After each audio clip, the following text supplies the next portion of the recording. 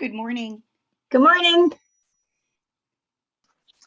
Hello. Hello. I'm Mr. Ackerman. Amanda, can you see the GridWorks screen? I can. Looks Perfect. great.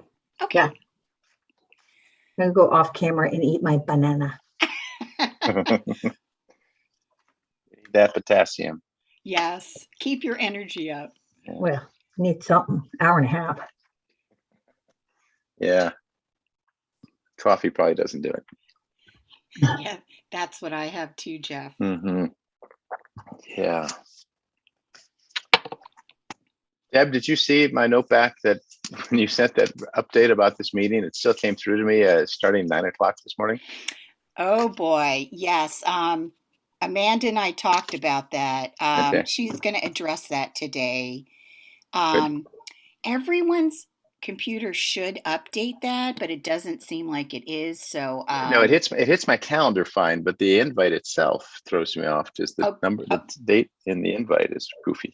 Okay. Or the time, yeah. The time, right. Okay, we'll clarify that today. Okay, all good. A few other people have asked about that too, Jeff. Okay, great. Yeah. Hi, everybody. It's Mary Jane. Yeah, that happened with another invite that I got from you. So I don't know if it only happened after the time change. Yes, So I don't know if exactly, it's the settings Mary or something. Jane. Okay. Yeah. Thank you. We'll clarify that today.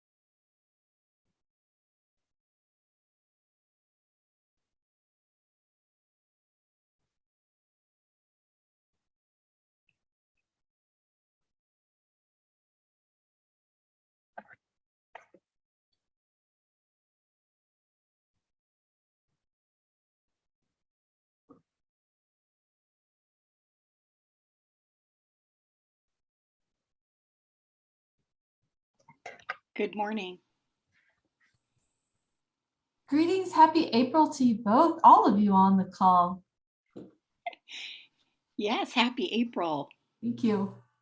Margie, you're a good early joiner. Thanks for that. I try to be on time and respectful of other people's time. So I'm glad to do it. Thanks for putting these on. Yeah.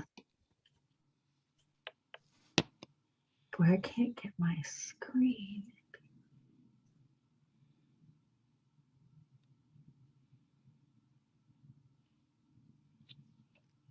Oh shit. Huh. My little live YouTube is in the way of my making my screen big. Oh, there you go. Whew. Morning, everyone. We'll get started in about 5 or 6 minutes. Thanks for joining early. Good morning. Good morning, Matthew.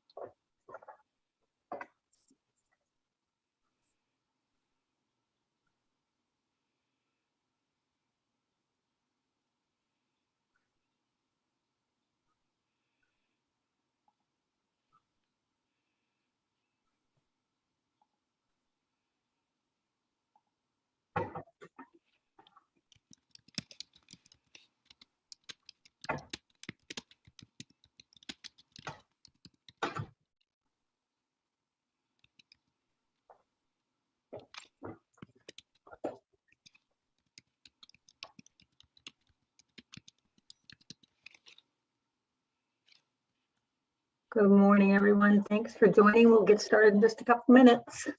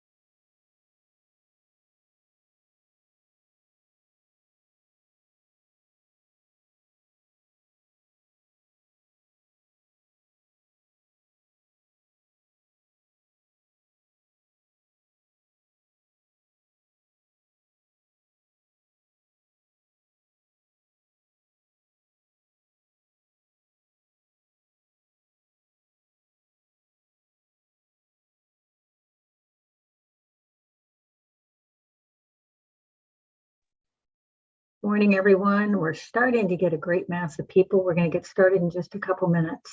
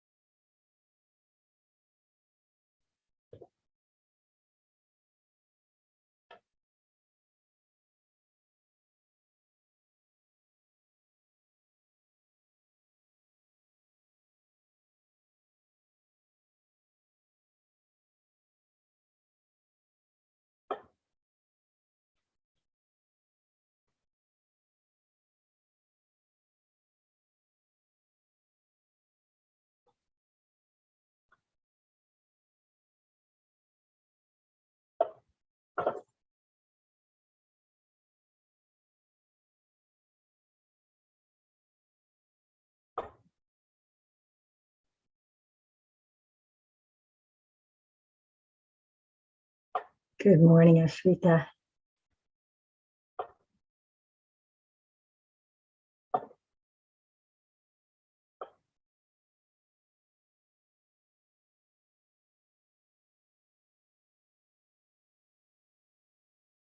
If you could unmute yourself and make sure we can hear you, that would be great. So we're going to go ahead. We're going to go ahead and get started. Good morning, everyone. Thanks for being here promptly at 9 o'clock. Welcome to the fourth webinar that's being hosted by GridWorks for the New Mexico PRC around grid modernization. My name is Amanda Ormond, and I am going to be your facilitator for today. Also with me is Jeff Ackerman, working as a consultant to GridWorks, Matthew Tisdale, the executive director, and then Deborah Shields. So really appreciate everyone joining. You may have joined us on the last webinar, which we had on March 17th. We got to hear from Jim Ogle from Pacific Northwest Laboratories. He talked about advanced metering infrastructure. I thought it was just a phenomenal presentation for providing the background on why we need AMI and other technologies as the fundamental basis of grid modernization. We have notes on our website from that meeting. We have the video on our website from that meeting. So I encourage you, if you weren't able to attend, to go back and look at those notes, look at the webinar and the Q&A that happened after that. So we're very, very pleased to have Ashrita Prasanna from the National Renewable Energy Lab here today. Our topic today is forecasting, and it's for forecasting on the distribution system and forecasting on the distribution system that has distributed energy resources. So all of those things add challenges. Forecasting is a challenge. Forecasting for the distribution system is a challenge. And then when you add distributed energy resources, it adds complexity. So we're super happy to have Ashrita here with us today. She has an incredible international background. She earned degrees in Singapore and in Sweden, multiple degrees. And then she has worked in Germany at the University of Kassel in integrated energy systems as a scientist. She also was a scientist for the Swiss Federal Laboratory. She was a scientist for the University of Geneva, and she was an R&D researcher for the Sustainable Cities Europe. So incredible background. At NREL, she works developing modeling. And so she's going to speak to us today about distribution energy systems. Matthew or Jeff, anything you'd like to add before we get started? I realize we're only 2 minutes after, and people, if they're joining late, they're going to miss the boat. Anything you'd like to add? Just a quick note to folks, if they would add, if they haven't already, their affiliation on their identification there. It helps us kind of know who we're talking to. Thanks for that. Great. And then Deborah, do you want to pull up the agenda? So we provided just a very quick overview of what we did on March 17th. We are then going to have the presentation. We're going to allow for some time for Q&A directly about presentation to clarify what people heard. And then if you joined previous webinars, you know we're going to take you through a series of questions from the simple to the little more complex to try to elicit from you your thoughts about what you heard, what we need to do next. For those of you who have joined before, you know the purpose of this webinar series is to help the PRC staff in New Mexico to develop a proposed notice of rulemaking on grid modernization. So we are putting out this educational series to want to educate people, but then also to draw in folks to think about what type of rules should be developed, what are the parts and pieces, how will it be evaluated, how will utilities get approval for expending money or investing on grid modernization. So really appreciate everyone being here today. And when we get to that facilitated discussion, I will ask you to kind of turn on your cameras so we can have more of a discussion with everybody. So Deborah, if we could have the presentation. And I can share my screen as well. Well, we have other slides as well, so it'd be better if we did it. Okay. Welcome, Chairman. Good morning, everyone. Glad to be here.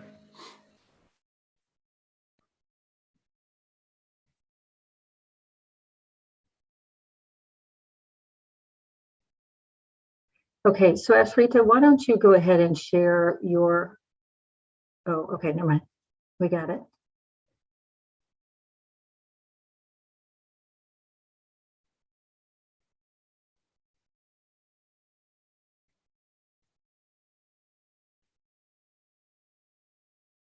And as I said with the other webinars, we will be capturing notes from what you all have to say about this topic. We are already recording this, so this presentation will be posted in case any of your colleagues cannot participate. And I do have some interactive features. So unless you're presenting the slides, I can share mine. Sorry for that, but I can. No problem, Ashrita. Why don't you go ahead? All right.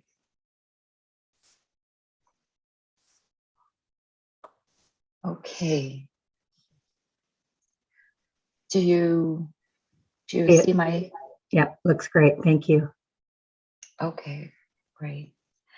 Okay, so good morning, everyone, and thank you for joining this webinar. My name is Ashrita Prasanna, and I work in the Distributed Energy Systems and Storage Group at NREL. This presentation will focus on methodologies to forecast customer adoption of distributed energy resources, and more fundamentally, how we can understand factors driving consumer decision-making. A lot of the content of this presentation has been prepared by Benjamin Seagren and Andrew Mills, so just acknowledging them. And a lot of the topics discussed have pulled from research that has been conducted by NREL and LBNO and funded by the Department of Energy. So why is it important to include distributed energy resources in forecasts? Utilities base many investments based on identified need or peak demand, for example, and that need changes as customers add DER.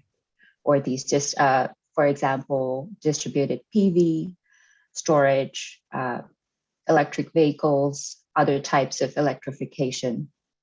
So depending on the DER, in some cases, the peak load may be reduced or deferred, and in some cases, it might increase. So DERs can defer certain distribution system investments, and they can also defer the need to procure generation capacity to meet peak demand. And also accommodating DER on the distribution grid may require investments. So utilities can choose to be proactive or reactive in terms of growth in DERs. So the next few slides, I'll talk a little bit about all of these points in some detail. This figure is from recent research, which explains how distributed PV can defer transmission and distribution grid investments. Ashrita, I'm sorry to speak with you. There you go. The slide was not advancing. Right. Thank you. So the primary driver of value comes down to comparing the forecast of peak load at distribution level with and without PV. So we have the peak load with PV in pink and the peak load without PV in blue. And we see here that the peak load is deferred. I mean, the amount of peak load can be deferred, and that this investment has an economic value on a net present value basis. So in this particular research, they found that the greatest value could be around $60 per kilowatt year, where assets are fully loaded. However, in most cases, for example, 99% of circuits, the deferral value was lower. This is another research. This again pulls from other research, which quantifies the impact of over or under forecasting distributed PV. So under forecasting distributed PV tends to result in higher capital costs, primarily because more utility PV is built than otherwise would have been.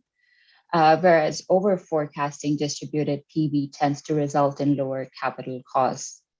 Conversely, over forecasting distributed PV tends to result in higher operating costs, primarily due to more fuel being burned to make up for solar resource that was expected but did not materialize. Whereas under forecasting results in lower operating costs. So it's quite complex, the interaction between under and over forecasting distributed PV and its impacts on capital costs versus operating costs. Here, the broader highlight here is just some numbers to give you some context on how the monetary value of under and over forecasting distributed PV. And as you can see, the impact can be significant for utilities for larger utilities which have a higher percentage of distributed PV.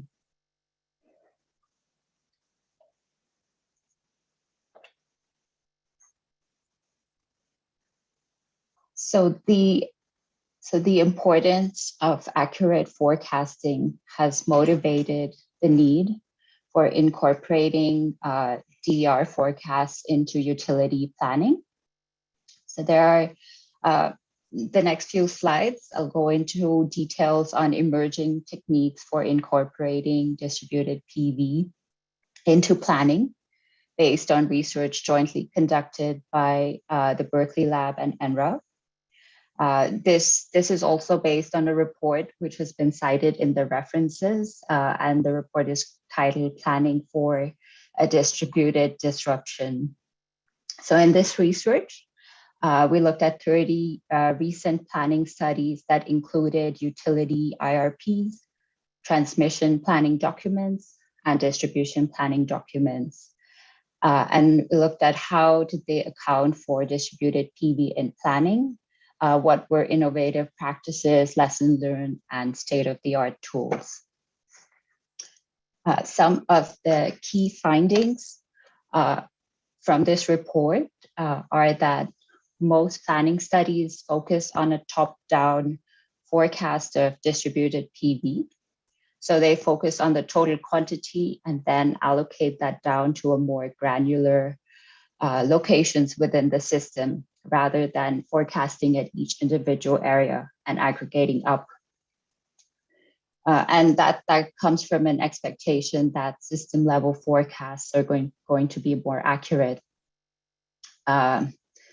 Another finding is that DER adoption by customers is driven by many different factors, and customer adoption models can provide a helpful framework for accounting for many of these factors. One of the last points here is that forecasts are uncertain, and it may be prudent to combine various approaches to developing forecasts and benchmark against third-party forecasts. So to explain that, this figure shows, basically compares planner forecasts to third-party forecasts for the different regions in continental United States. So the darker blue and dark red show planner forecasts, while lighter blue and orange show the forecasts prepared by third parties. And the general output of this, what you can take away is that third-party forecasts tend to be higher than planner forecasts. And in many cases, so the next figure will show how these different utilities come to their forecast based on either a specified stipulated value base, which is setting stipulated value based on what if scenarios, or based on historical trend, based on program goals, based on adoption modeling, or any other methods. And there are these different approaches for both long-term and near-term and long-term forecasts.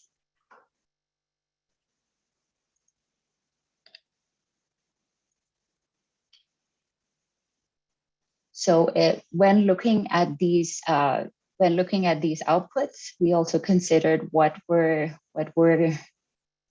considered to be the main drivers behind distributed PV growth.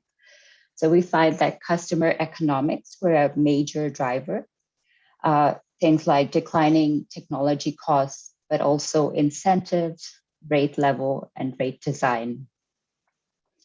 Some utilities considered other public policy factors that do not directly affect customer economics, but they may affect it indirectly. So for example, RPS and environmental requirements mean that these scenarios could lead to higher rates with more adoption of distributed PV.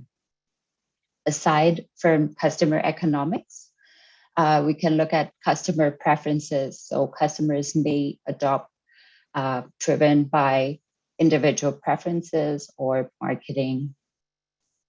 And many of the utilities also consider macro factors that could affect distributed PV deployment. So for example, customers with electric vehicles may also want PV panels. So there's a lot of consideration of complementary technologies. This table basically compares all of the exploratory factors, that is installation rates, incentive programs, technical potential, PV economics, and end user behaviors. So these are possible exploratory factors. And then these are the type of forecasting method used. And basically the table summarizes what factors are taken into consideration for each type of approach. So as you can see, a stipulated forecast, which just assumes a particular endpoint based on qualitative factors, does not consider any of the explanatory factors. Historical trend considers recent historical rates. A program-based approach basically assumes deployment targets. And finally, customer adoption modeling considers installation rates, technical potential, economics, and end-use behaviors. So the value in considering all of these explanatory factors is that later you can identify the impact of changing any of these explanatory factors. You can also compare against deployment targets and change things like factors influencing the economics, which would then enable better definition of utility rates or incentives. On this slide, this is another example of how a specific customer adoption model, in this case, the distributed generation market demand model, can be used to explore different topics. So here in this case, In this case, the figure or the video on the right shows the city of Orlando in Florida, the adoption over time of distributed PV at feeder level. So results like these could enable utilities to identify infrastructure needs to accommodate DER deployment, or you can use it to understand how DERs influence retail electricity prices, or vice versa, the impact of electrification and synergies between the distribution scale and transmission scale resources. This is research from Berkeley Lab that looks at how rate designs impact customer economics of DPV and eventual deployment. And the results are based on NREL's customer adoption model, DGen, which was also used for the previous slide results. So the reference case shows continuation, that's the black line, shows continuation of current rate designs for commercial and residential customers, all with net metering. And changing rate design from this reference can significantly affect adoption rates. So most notable is that increasing customer fixed charges it results in lower bill savings and significant reduction in forecast of deployment. Putting all customers on a time of use rate with peak and off-peak periods lowers adoption in later years. And why is that? Because with higher PV penetration, the on-peak periods shift away from times of high PV production, lowering bill savings, which doesn't happen under flat rates. So flat rates for all customers see higher adoption. Partial net metering, where net production is compensated at the avoided cost rate rather than the full rate, lowers deployments. And the forecast is bounded by a lower or high feed-in tariff.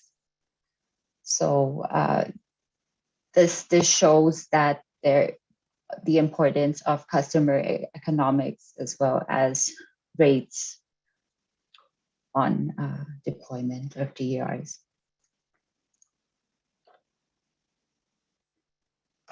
So to complement top-down forecasts, distribution planners also need to determine where this deployment will occur in the regions that they service.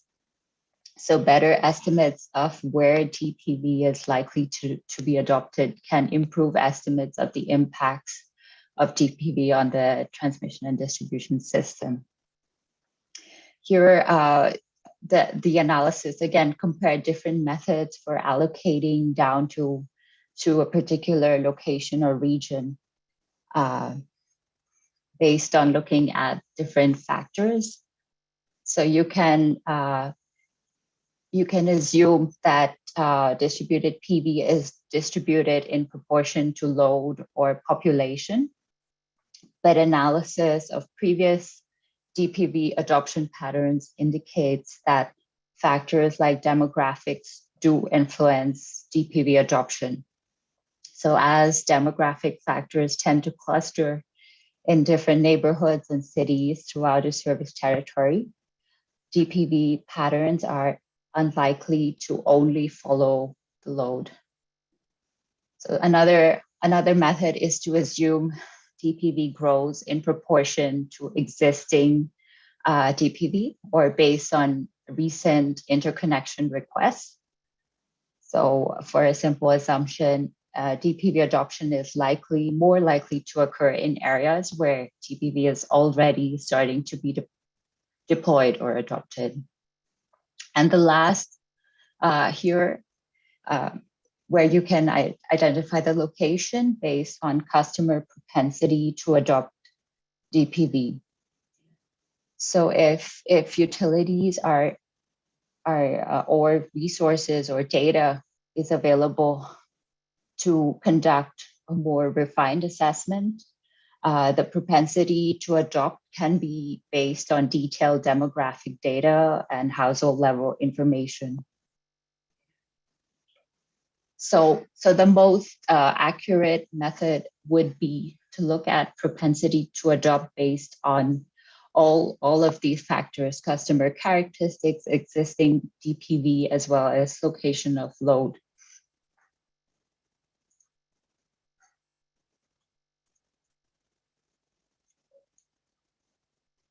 So here, this just summarizes, again, the same information on the previous slide on why agent-based models, or models that consider customer propensity, allow for better decision making. And you can also consider a co-adoption of multiple technologies if the more sophisticated the method is. Another challenge in the context of load forecasting is that for the most part, we've been talking about separate forecasts of load and distributed PV, which are then added to get the net load forecast. So one issue with this is that load forecasting is often based on historical observations of load. And as more DPV is adopted, the observed load will include or embed more and more DPV. So if this net load is used in the forecast, then behind the meter will be attributed to some sort of new end use in the load forecasting model. So some utilities here, in this case, in this specific research publication, PJM recognized this problem and started to estimate actual load using the historical period, and then adding back the estimated historical PV. So then they use the actual load for load forecasting, then combine load forecast without DPV to get the right net load forecast. And often if historical PV production is not metered, as was in this case, you need to cast back based on historical cloud cover and system information to generate hourly historical profile for PV. So just some considerations and the complexity of these aspects. So here we just have more examples of estimating DPV and how different entities consider DPV in their transmission plans. Again, you can find that back on the slides. And here we discuss some other distributed forecasting of other distributed energy resources. So similar issues may apply to DERs, and the tools and techniques may be helpful. So in cases where DER cost, performance, and design are unique to particular customers, top-down methods may not be useful, and instead local knowledge from distribution planners might be more appropriate. So in the case of CHP units, for example, the design and specific elements may be specific to the customers. Again, different technologies would otherwise be similar to solar or DPV, as I've been talking about in the previous slides. Here is just an example of DGen, the Distributed Generation Market Demand Model, which is a tool I frequently use in my analysis and also my team to conduct forecasts or to produce projections of distributed PV storage as well as distributed wind. This is an open source tool, and we work with staff with several ISOs and RTOs to develop forecasts. So we are making multiple additions to the model, including adding electric vehicles and energy efficiency adoption. So this brings me to the end of my presentation. We have all of these references which have been used to cite the different studies and figures. So thank you for your time and happy to take any specific questions. Great, Shrita, thank you so much. Before we get to questions, I neglected to identify what our objectives are for this meeting today, and they are to hear from you, all the stakeholders, concerns and considerations related to forecasting that you use or may use in the future, and then to gather input about methodologies and practices that the Commission should consider when developing its proposed rulemaking. So thanks, Deborah, for putting up that slide. Let me go to Matthew first, and then I know Vice Chair Hall had a question and many others. So let's go to Matthew first. Great, thanks for giving me just a moment here to exercise the facilitator's prerogative. Whenever a slide deck comes across our platform and we take it out into the public and the words net metering are on there, I start thinking, oh, do I need to wear a helmet to this meeting? Do I need to ask my facilitators to do extra exercise to be ready for it? I want to be sure that we're clear on what this presentation is about and what the conversation we're about to have is about. It's not about net metering. It's not about how to incentivize distributed energy resources. It's about how what we know about those incentives and their impact on PV adoption is being predicted by models, and how those predictions can be embedded into load forecasting in order to have a better sense of when load is going to show up and when it's not. So if your questions and feedback are more about whether and how to incentivize PV adoption, please save those for another exciting workshop. This one's about the predictability of such adoption and how it plays out in load forecasting. Thank you. Thanks, Matthew. Appreciate that. So I want to take a couple minutes just to ask clarifying questions. I know it's hard sometimes just to clarify about the presentation and not get into deeper discussion, but we are going to walk you through a series of questions. So if we could just have clarifying questions, and I'm going to go to Vice Chair Hall first.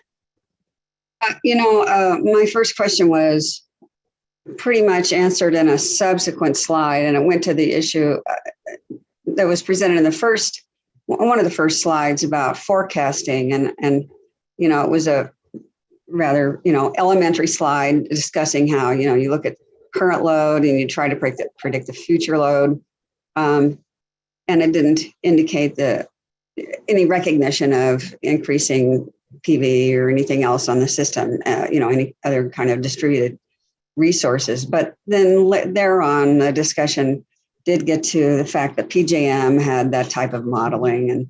And so I think we got there on that question.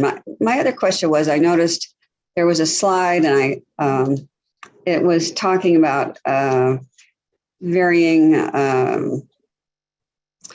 don't know what you call them, regulatory effects. It was a bar graph, but it was horizontal, and there were many things that negatively impacted adoption and only a few things that positively impacted it. And that was fairly discouraging looking. And, as a regulator, I just wondered if you could, if Ashrita could discuss anything hope that we might take from that slide. I noticed it was like from 2016 or Correct. something. I wonder if things have changed since then because, Of course. okay, if you could maybe comment on that, that would be nice. Do you know the slide I'm talking about? Yes, I can. I think that's slide number 12. Okay. So one thing. No, that's not it. It was horizontal bars. 12, I think it's Farther up, farther on. here. Yeah, no, yes, that's it. On the right. That was sort of Okay. discouraged. So one, right. So this is one specific analysis that was conducted in 2016. Since then, we've done several other types of analysis. Again, a lot of this presentation was already prepared. But just to summarize here, these look at specific scenarios. So when we time of use tariffs, for example, with PV plus storage will have a very different impact on adoption of PV plus storage, that is PV and battery storage systems. Again, here, these look at very, very specific scenarios in terms of fixed customer charges and partial net metering. So the overall conclusion I'd have to say is that these multiple impacts can be analyzed using models like the DGen model. And that it's not always negative impacts. So if there are location specific incentives offered, then certainly we see. So for example, the investment tax credit, which is not shown here, has a very positive impact on DPV deployment or any kind of DER deployment. I see. Okay. So this is just one example of the kind of just to showcase how these tariffs can, that is the importance of considering rate design on adoption. So if you just have a fixed endpoint for what you want to assign as DPV adoption, you would not be able to understand the impact of tariffs or rate designs. If you don't have any method to systematically understand what is DPV deployment going to be, then you wouldn't be able to look at these different impacts. So that's the general conclusion here, or that's the purpose of showing the slide, but not necessarily to say that there's only negative impacts.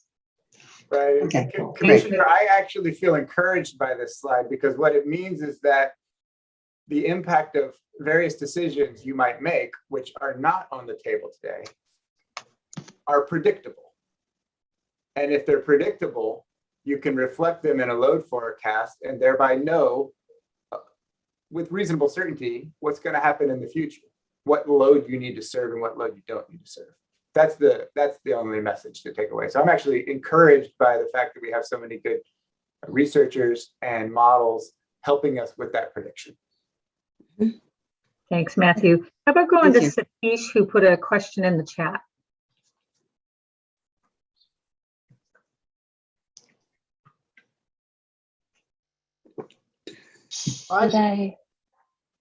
This is Satish, and I'll amend my question based on the comment from Pat.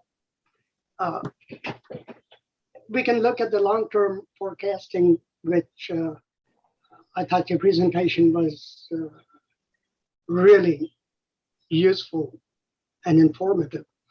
But there's also short-term forecasting.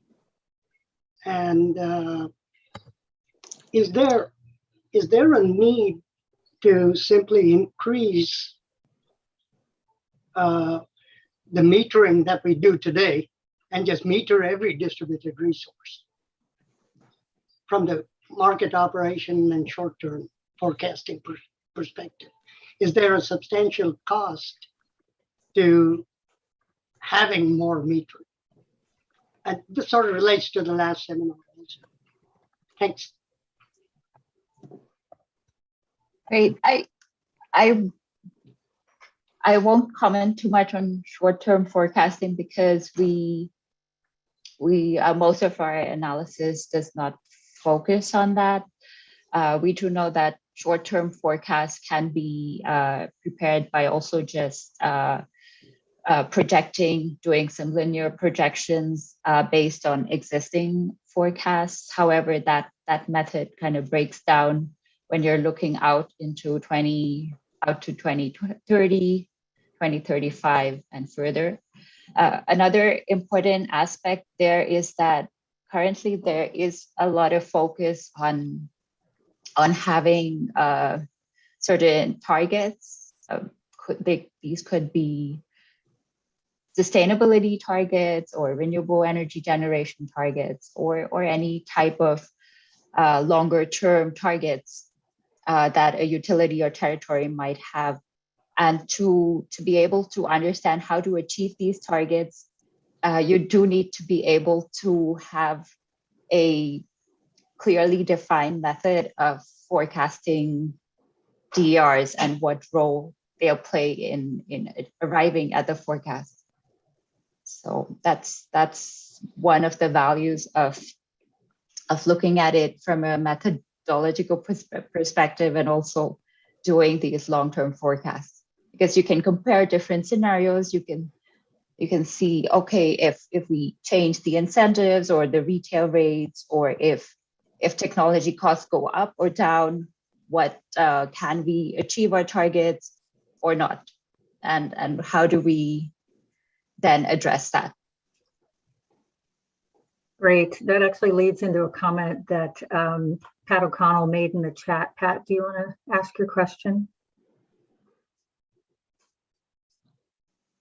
I was just trying to clarify which bucket we were in, the long term or the short term, because my experience with this is that is really more of a problem with making a long term sales forecast. And then since we're talking about planning, distribution, investments, it was more the difficulty in predicting how many people will add DER resources and when, and then if you want to get into distribution, where. So anyway, I was just trying to make sure that's what we were talking about. Yes, absolutely. I was confused. Absolutely, yes. And that's why there was this slide with that little animation, just to highlight that, yes, some of these tools can help understand where exactly on the distribution grid different types of DER for adoption is likely to occur, and then enable utilities to then look at those particular feeders and see where upgrades are necessary or where upgrades can be deferred, and so on. Those type of very detailed analysis. Margie, you had a question on slide 4. Right. Given that the cost benefit analysis is very important for this conversation, Ashrita, can you explain the figure on slide 4 that just the systematic, that figure? Can you explain that more? The one on the right. On the right, sure. Again, this is research done by other researchers at NREL, and mainly they were trying to quantify what the error in forecasting will have in terms of cost. Again, this is quite a complex figure. On the left, that chart on the left shows the penetration of distributed PV, the percentage of how much distributed PV there is on the system. On the right is cost. On the top, those topographic lines show the net change in net present value. So that's like impact on the cost. And then at the bottom is the systematic error. This figure and several other figures are better explained in the specific report. which is in the references. But basically, it's by Gagnon, Peter Gagnon. In short, the areas in darker red are the areas where utilities, if they find themselves in those regions with those specific characteristics, then they are likely to see higher costs due to misforecasting. So in this case here, in very dark red, at least the box is just explaining that if a utility has up to 8.5%, so you're on the top left corner there, and you have sales more than, just because that topographic line is terms of sales per terawatt hour. So if you have more than 10 terawatt hours per year of sales, you have 8.5% of DPV on your system. If you have a very severe under forecasting, that means you're negative 100%, then you'll have significant costs due to under forecasting, because this impacts both your capital costs as well as operational costs. That's a general summary. It's better explained in the report. And in general, costs need not be that severe. However, it really, depending on the context of the utility, there could be significant impacts. And as we go into this is like reflecting a specific year and context. As we go into the future, into 2030, obviously these costs might change. Thank you. I'm going to take two more clarifying questions and we're going to move on. So Matthew from EPE, you have a question about accuracy in forecasting?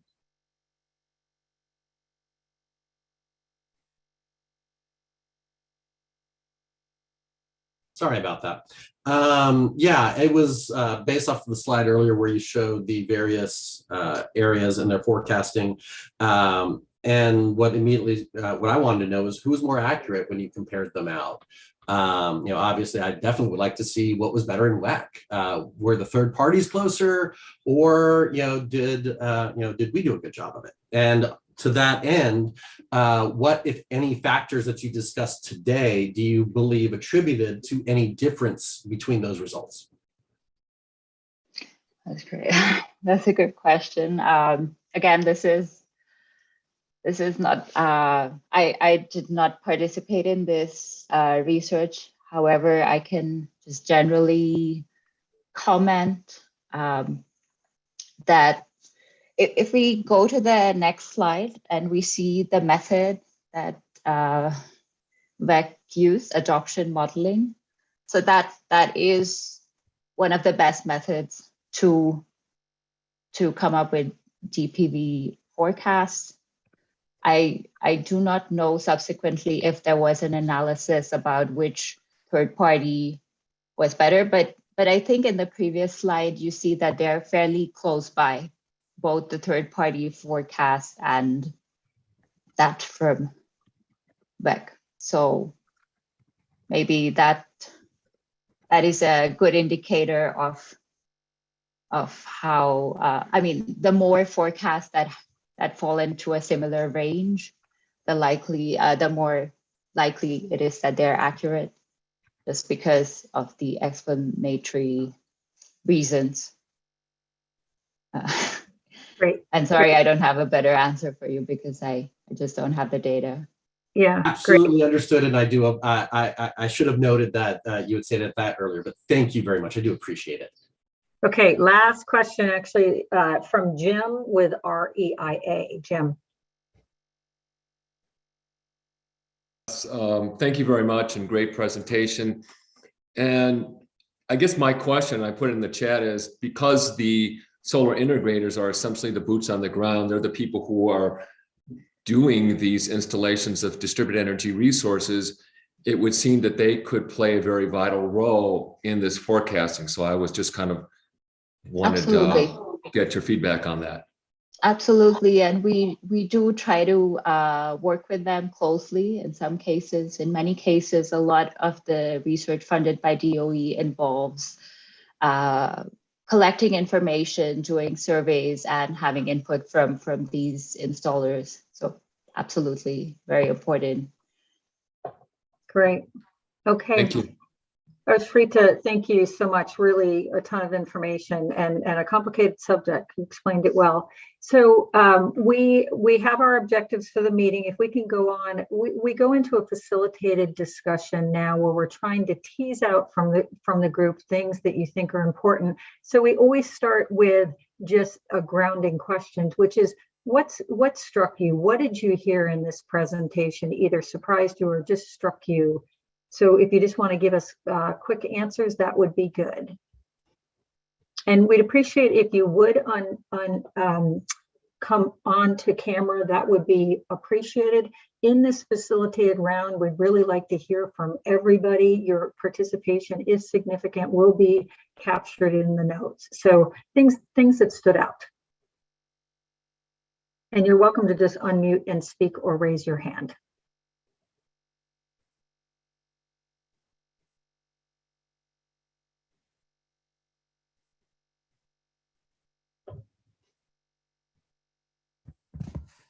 I can start. This Brian Buffington at P&M. I think what really struck me was just the complexity of the subject, which obviously it is a complicated subject, and what really got the motors running here is how you would take such a complex subject and use it in some way in a commission rule. And that's the part that I've been thinking about, considering there's so many approaches and so many different particular considerations by the various utilities and different circumstances amongst the utilities in the states as well, different patterns of solar adoption and things like that, just the makeups of the service territories. It's a very immensely complicated topic that would be very challenging to put into any sort of consistent rule. Thanks, Brian. Commissioner or Vice Chair Hall.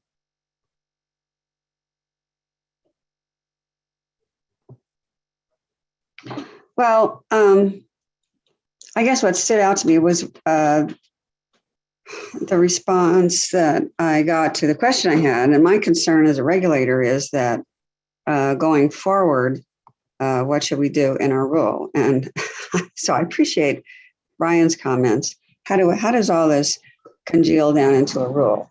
And quite frankly, I couldn't really grasp the meaning of some of the graphs this quickly. I was sitting here thinking, I need to read this report.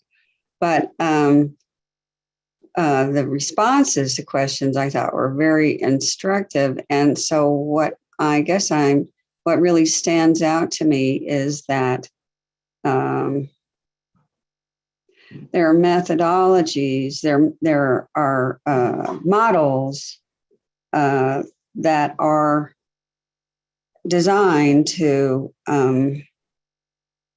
contemplate an increasing amount of distributed energy resources on the distribution grid that can be accessed, open source, I think is what was implied by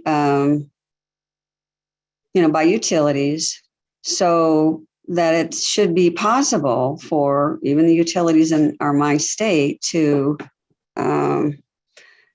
employ a type of forecasting that contemplates increased adoption of distributed energy resources, and they can look into the aspects of their tariff that may influence the rate at which that level of adoption is going to affect their forecasting. So it seems like a closed circuit. Yeah, thank you. Any other? That's a problem for me in a way. I need to understand how to create a rule that's going to I don't know if it's a problem, but maybe it's just a pathway that we need to somehow embrace in our rule to reach our objectives that we have. Thank you. Pat?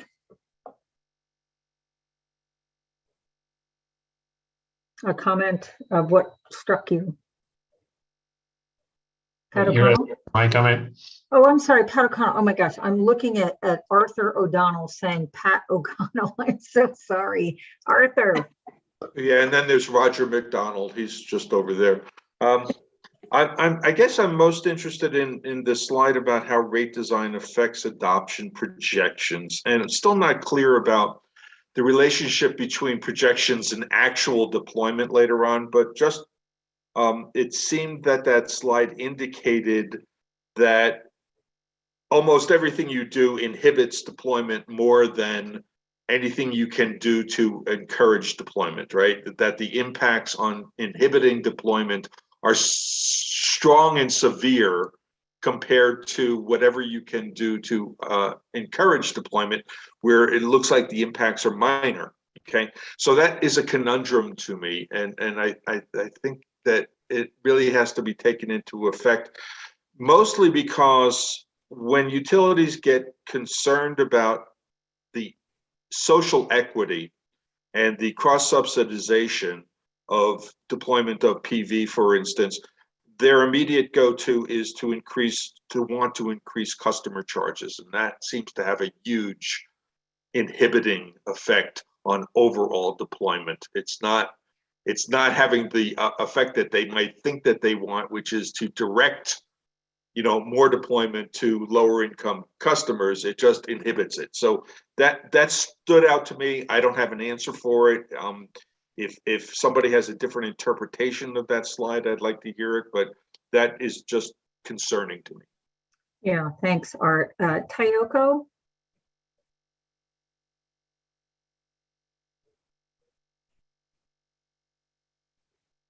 Hi.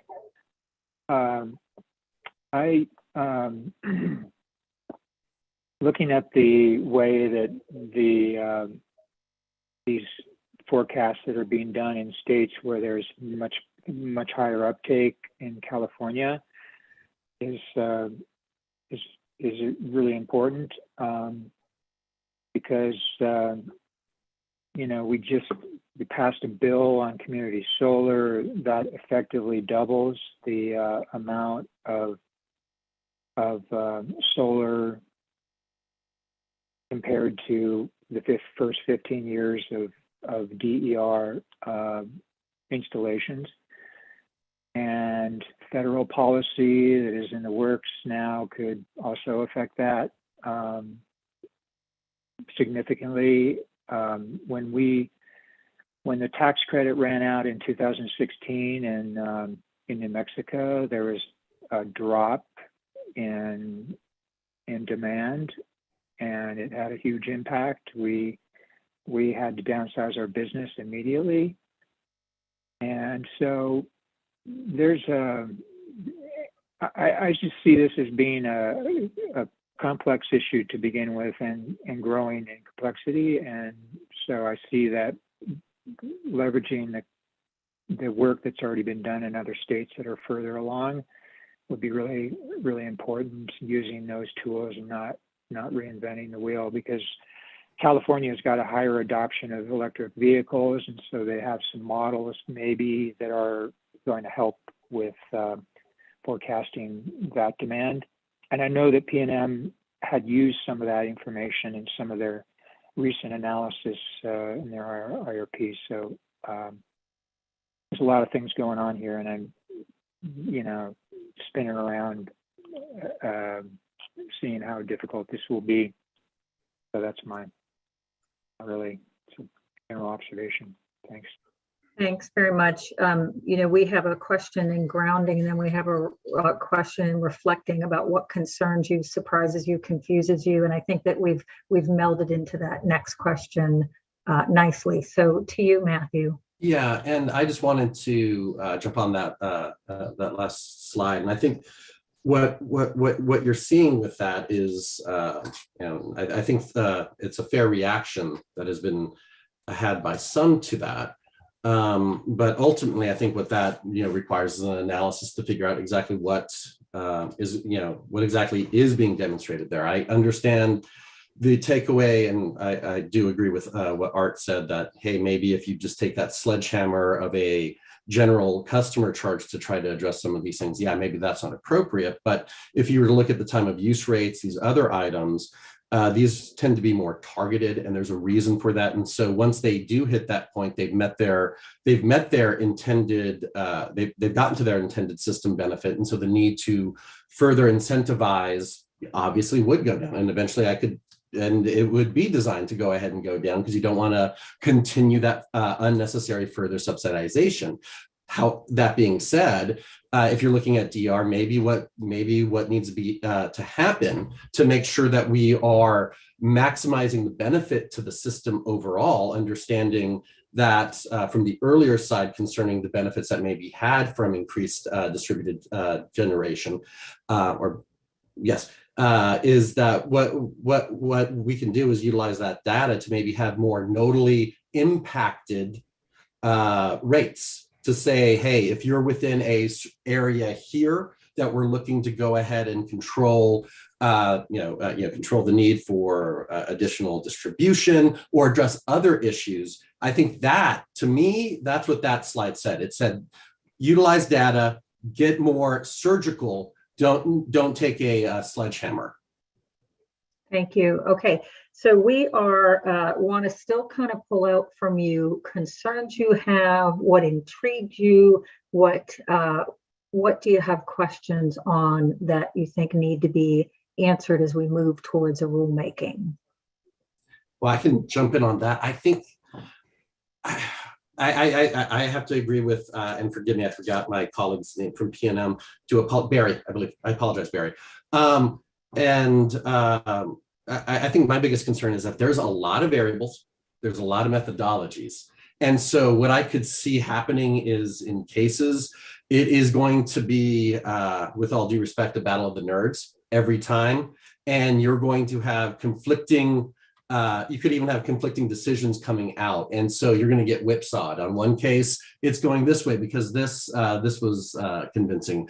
Another case, it's going to go the opposite way, utilizing the same fact pattern. So I think we really got to think through, if the idea here is to create a consistent methodology, that we do create that consistent methodology, that we do agree upon the inputs and the variables. That way, when it does get time to a case, it's not, everybody knows what the rules are. Everybody knows where the fight's going to necessarily have to be to get to the truth of the matter.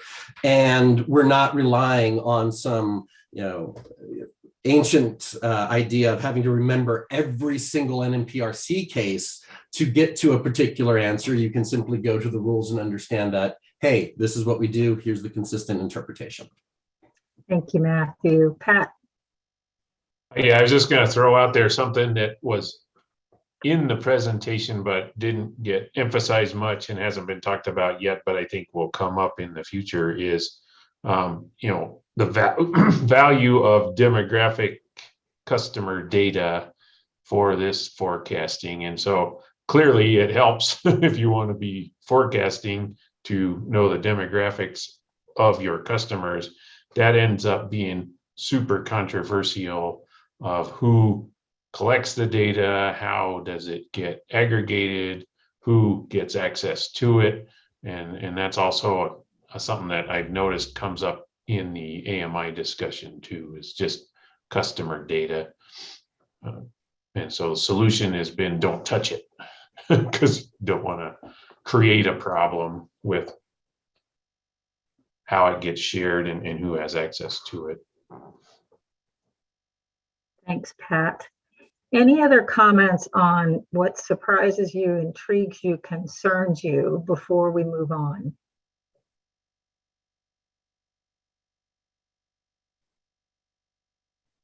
Okay. Insights you've had. So we're trying to get to, where do we go next? How does this impact how we might develop a rule? So what does all this mean for us? How is it going to impact the development of a rule? And I certainly would like to hear from the utilities. Maybe I call on Mike with Excel. Haven't heard from Excel yet, or others that want to share how you think this is going to impact you, and insights you've had about how we might go forward. Good morning. This is Mike from XL Energy.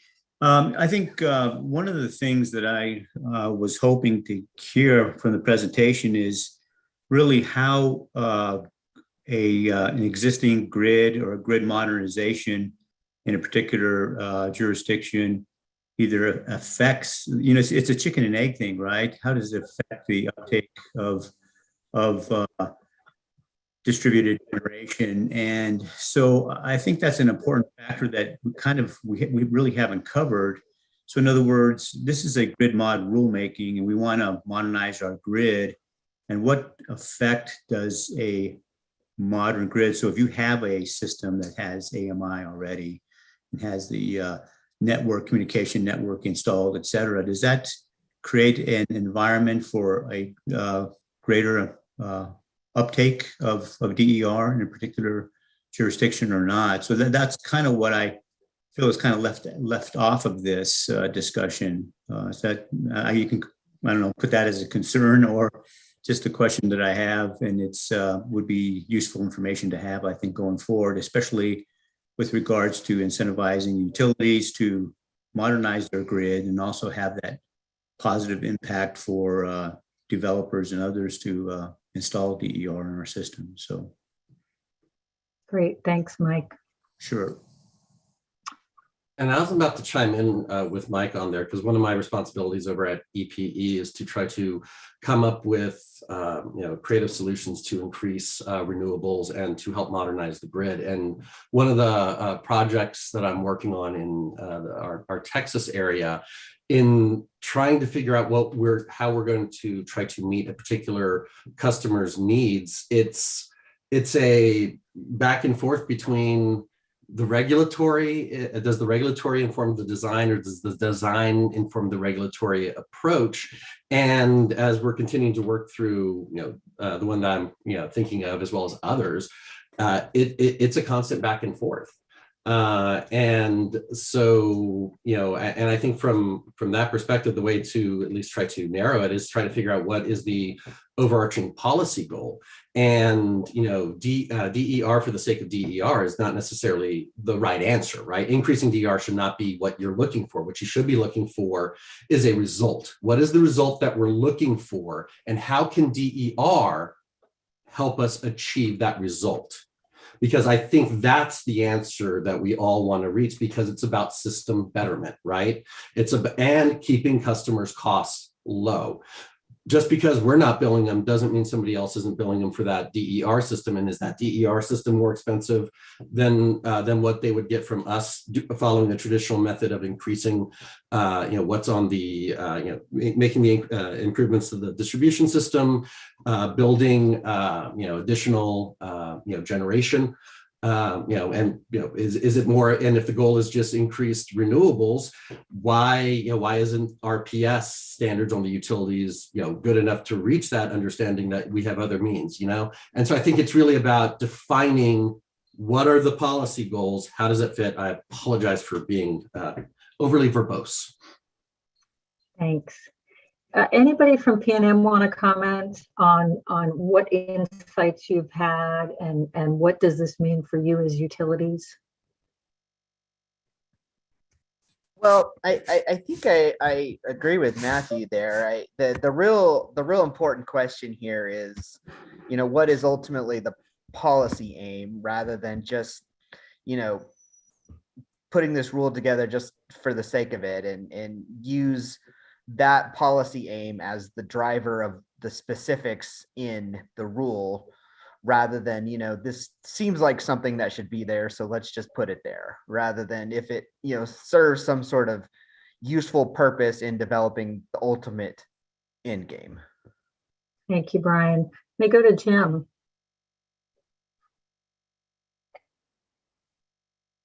Yeah, thank you very much. Just not so much a rebuttal, but from our organization standpoint, that's the Renewable Energy Industry Association of New Mexico, we believe that DER is an essential part of any goal for renewable energy in New Mexico. We believe it's more cost effective, it adds resiliency and a lot of other benefits. So we believe that is a very important part of any goal. Okay, thanks, Jim. So the last question I want to try to get to is, are there points that we agree upon? What is the next step in this work? And I want to make sure that we're focused on that we're talking about forecasting. How do we go forward and put together effective load forecasts that take into account that distributed energy will be maybe a greater, maybe a less part of the future distribution system and our planning. So are there points that we agree on? I certainly heard from folks complexity was one of the issues that we agreed upon. Other issues that you agree upon, or you think the group agrees upon, or next steps? And then Darren, can I call on you to mention your comment in the chat? Sure. Going back to Matthew's statement, I agree. DER for DER sake is not necessarily the policy, but we seem to have all these conflicting policies, and we've been battling that here in our office for a number of years. But the legislature keeps passing these solar tax credits, and it's $120 million per year, because they've upped the tax credit to $12 million a year, and that's 10% of the installed cost. So that's what the legislature has offered. Our $8 million cap that was on last year, we blew through that very quickly. So if that tax credit is the incentive that pushes things, which is, it's even across the state, but of course, each IOU, the incentive has a different effect. Certain IOUs, that incentive is very effective, and others it's not effective at all. But if you're just looking for a mandate, the legislature has spoken to the tune of $12 million a year for the time being, for the next number of years, for tax incentives. So they think it's a good thing to have more DER in the system. Now, is that just a political thing, or is that a true system scientific thing? So that's the big question. Okay. So related to forecasting, then, either if there are points we agree on, great. But the other question I would ask is, what needs work? What needs work? Our job is to try to triangulate to things that can go into a NOPR around grid modernization, and the topic today is on forecasting. So what needs work to get to a NOPR?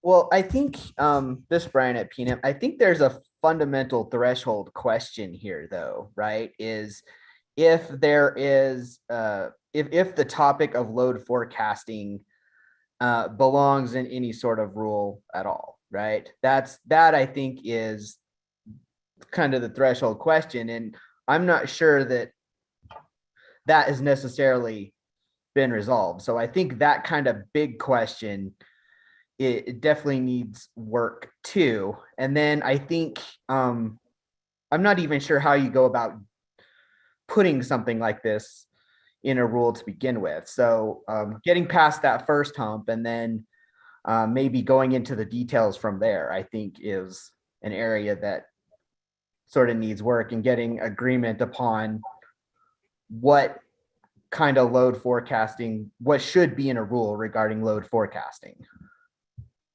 Well, maybe it might be helpful to look at an example. If we look at another state where this has been discussed and done, the rule would require the utility in providing their load forecast, whether that be in the GRC or a distribution plan or something like that, to show what level of distributed PV or electric vehicle adoption they're expecting and how that is reflected in their load forecast.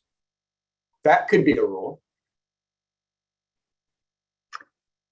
And I just hear that, and I see a very, very lengthy and protracted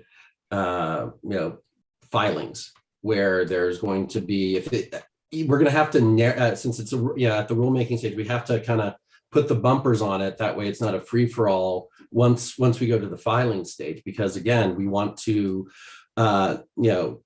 we want to conserve not only the commission's time so it can focus on a whole slew of issues, but we also want to have that certainty on our end to know, hey, this is where we're focusing. These are the rules. This is what we need to do. And I think that's why getting back to that overarching policy idea is useful. And although I do agree respectfully with the idea that, yes, there's that $12 million a year statement there, you always must interpret the legislature's laws to be consistent across all ground. And the NMPRC is an authority that has to balance the three pillars. And one of those pillars is costs and reliability.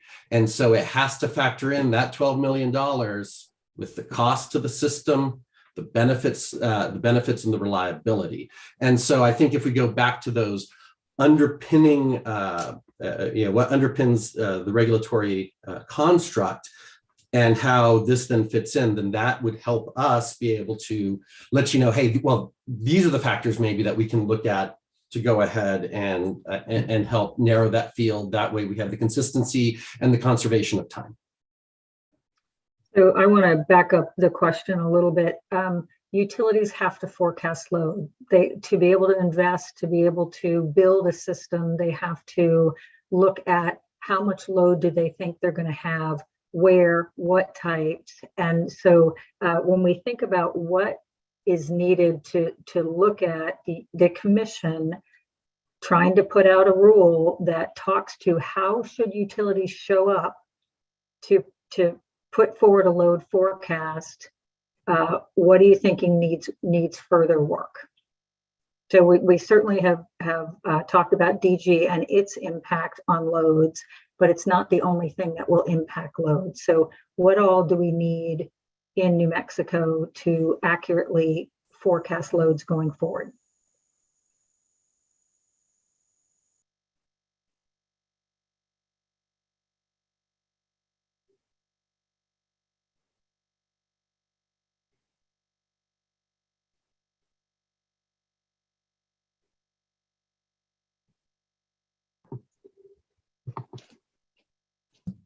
Oh, and I should just say my silence is not a lack of desire to answer. I'm writing questions to take back to my folks. So I appreciate the point. No, you're fine. You're fine.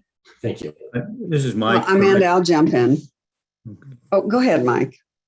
Well, I just wanted to say that, energy storage is a big issue.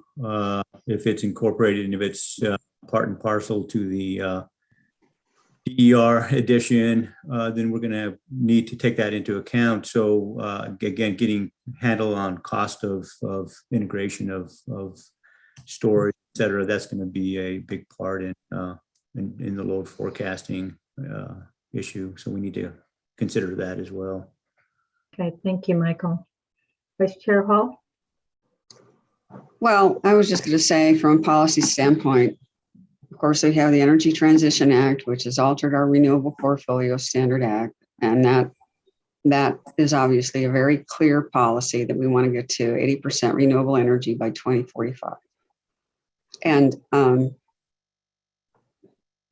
the question whether utilities should forecast, I thought you addressed pretty well, but from my perspective, and I think a number of my commissioner colleagues would agree, we'd like to have the utilities employ methods of forecasting that will create the most efficiencies in the system, addressing the cost issue, and also support resiliency and reliability as much as possible. So from what I understand from the modeling that's available,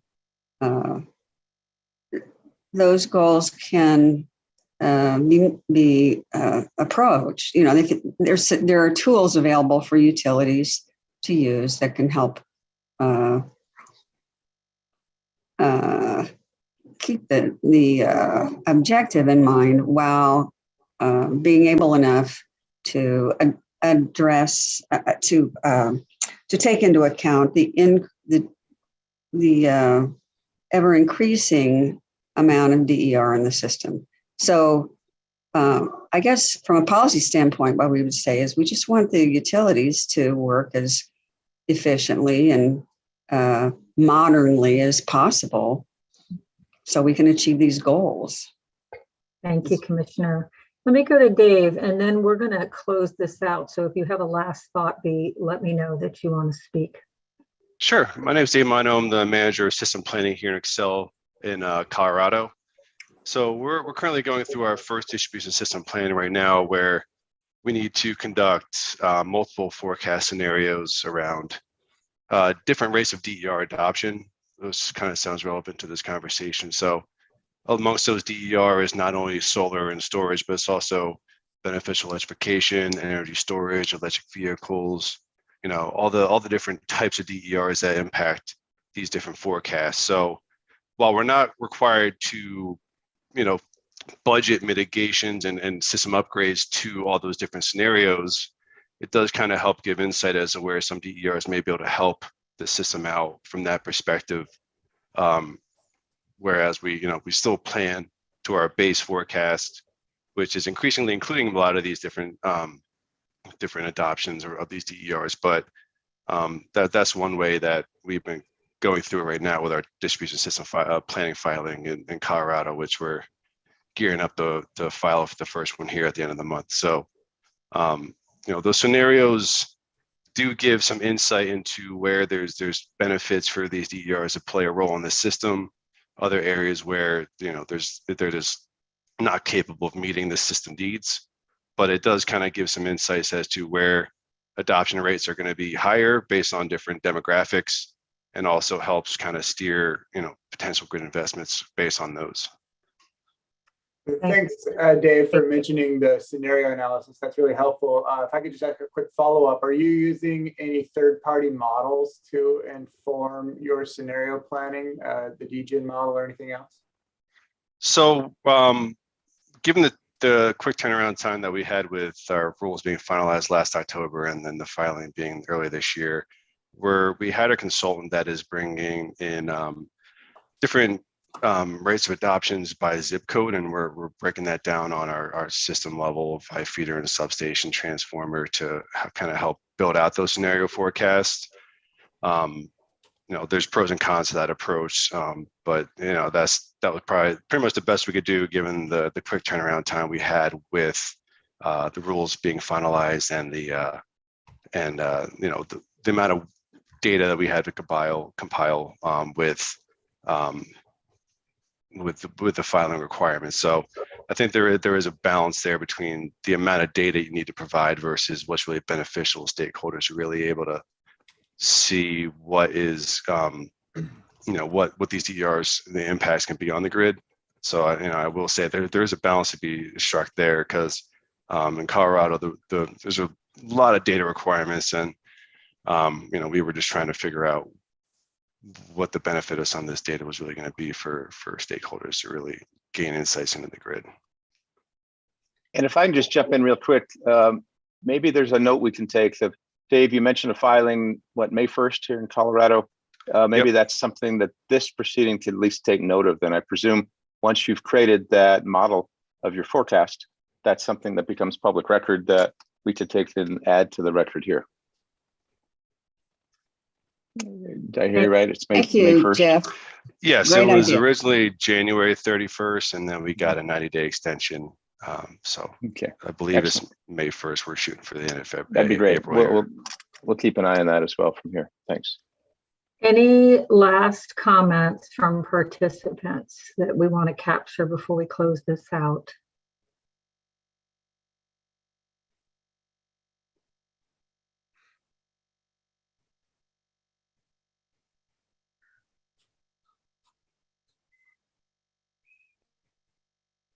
Going once.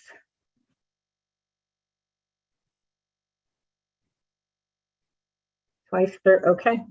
So our job today was to hear from you concerns and considerations for forecasting. I think we heard lots of concerns, and try to develop ideas on methodologies and input for the rulemaking. So we do a participant survey every time. It is really to see whether we met our objectives with this webinar. It's not to see whether we came to consensus or anything like that. So we're going to have Deborah throw up this webinar, this poll, and if you just answer it briefly, we'll let people.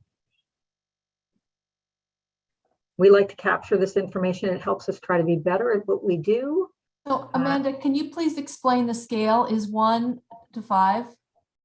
But what's yes, what's no?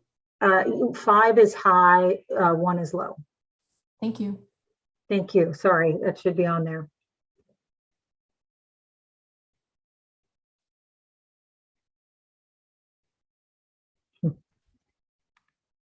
Okay.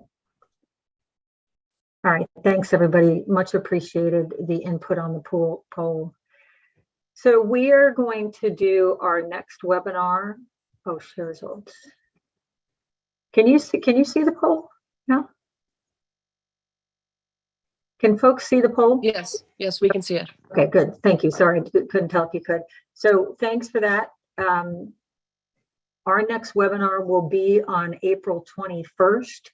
We're talking about hosting capacity, which I know is of great interest. We have Skye Stanfield, who is just a super expert in this field. I'm really looking forward to this presentation. So I hope you will all be able to be there. And then on May 5th, we're going to talk about non-wires alternatives. So we appreciate everyone's attendance. Again, we will be doing notes. We will be posting our notes. We will be posting this webinar in case you want to go back and look at some of the slides. Ashrita, thank you so much for bringing forward such good information. It is chock full, and we appreciate you being here with us today. Any last comments before we let you all go?